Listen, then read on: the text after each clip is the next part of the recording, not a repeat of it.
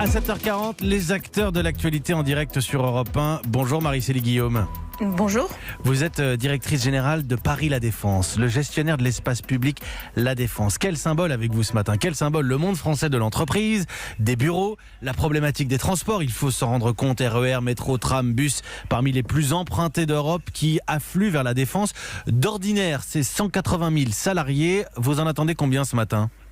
Alors d'abord, je voudrais dire qu'à La Défense, pour répondre à la question d'avant, on est plutôt globalement dans la team télétravail. Sur les 180 000 salariés de La Défense, 98,5% ont cessé de venir à La Défense pendant le confinement.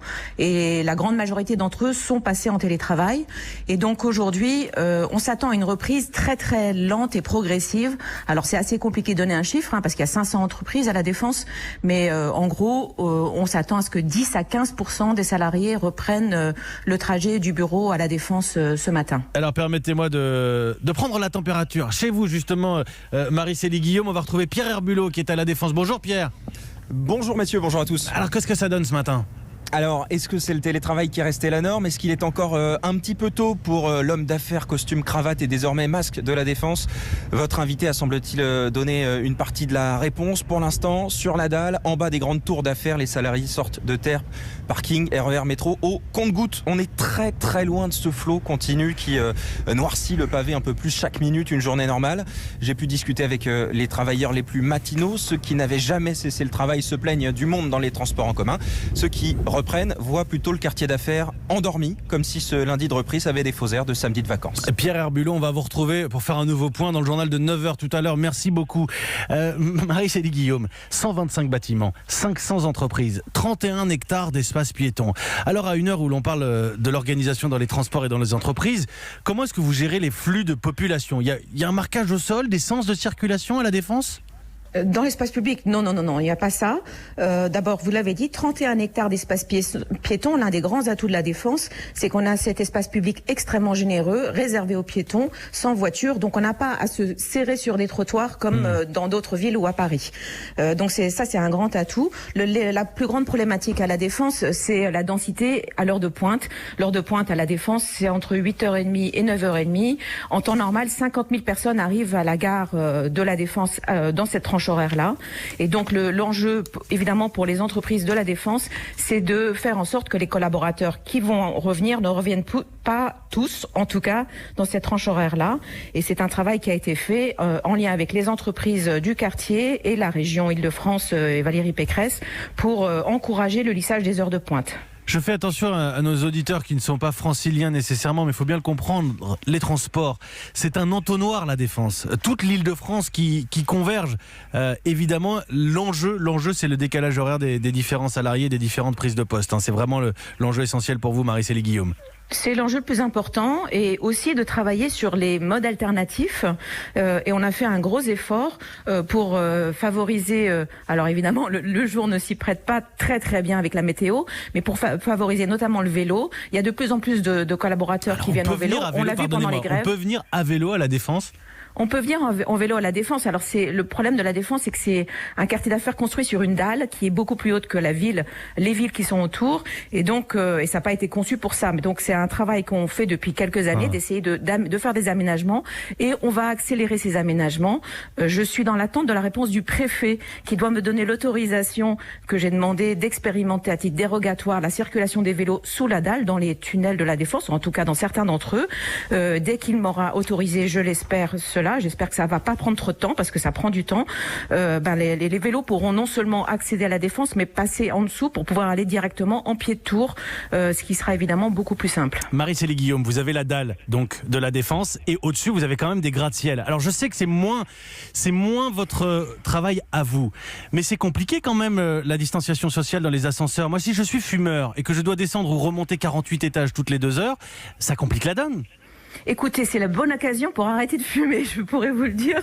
Mais sinon, bien entendu, c'est compliqué, mais c'est compliqué comme partout. Alors les ascenseurs, c'est un des sujets. Les accès aussi, toujours à l'heure de pointe dans les immeubles, parce que parfois c'est assez dense. Donc toutes les tours et toutes les entreprises ont fait un gros travail pour réguler l'accès et par exemple modifier les fonctionnements des tourniquets habituels.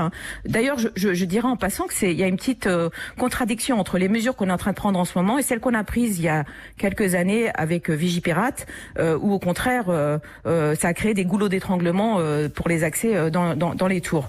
Mais donc, évidemment, il y a le sujet des ascenseurs, le sujet ensuite dans les entreprises. Mais ça, je dirais, c'est la responsabilité des entreprises. Bien on sûr. est tous employeurs. On est tous employeurs très soucieux de la sécurité et de la santé de nos collaborateurs. Et on n'a pas attendu que le gouvernement nous donne des modes d'emploi pour savoir, pour réfléchir à comment il fallait organiser nos bureaux. Les commerces, parce qu'il y a beaucoup de commerces aussi, hein, évidemment, sur la Défense. Alors les commerces, le centre commercial des Quatre Temps n'est pas autorisé à réouvrir, donc pour l'instant il reste fermé. Le reste des commerces, donc les commerces dans le CNIT vont réouvrir et les commerces alimentaires pour l'instant ne réouvrent pas, sauf éventuellement en vente à emporter. Mais je dirais que la plupart des restaurants attendent de voir quelle va être la fréquentation du site pour savoir si les clients vont être là, parce que il faut qu'ils évaluent s'il y a un intérêt économique pour eux de se mobiliser pour réouvrir. Nous on va remettre sur l'espace public les food trucks qui sont très populaires à la Défense et qui vont permettre aux salariés qui sont là d'acheter à manger et à emporter et d'aller profiter dès que le vent et la pluie auront cessé, d'aller profiter de cet espace public pour aller manger dehors. Non mais c'est vrai, vous avez raison, il faut ces salariés qui reviennent, il faut qu'ils puissent se nourrir quand même à la mi-journée, et en même temps quand on n'a que 15% de la population habituelle, c'est compliqué pour un commerçant de se projeter. 15%, vous projetez quand le retour à la normale? Je voyais des prévisions de 70% en septembre, on n'est pas prêt d'être tous rentrés à la Défense. Ah non. Alors, c'est vrai qu'on projette. Alors, c'est des projections qui sont faites à l'instant T, donc dans les conditions d'aujourd'hui. Tout ça, c'est extrêmement mouvant. Mais pour l'instant, on s'attend à ce qui est donc en mai 15%, en juin peut-être 25% et en septembre 70%. Donc, on voit que c'est effectivement extrêmement progressif. Certaines entreprises ont déjà annoncé qu'elles ne reviendraient pas au bureau avant septembre. Et donc, ça va être lent.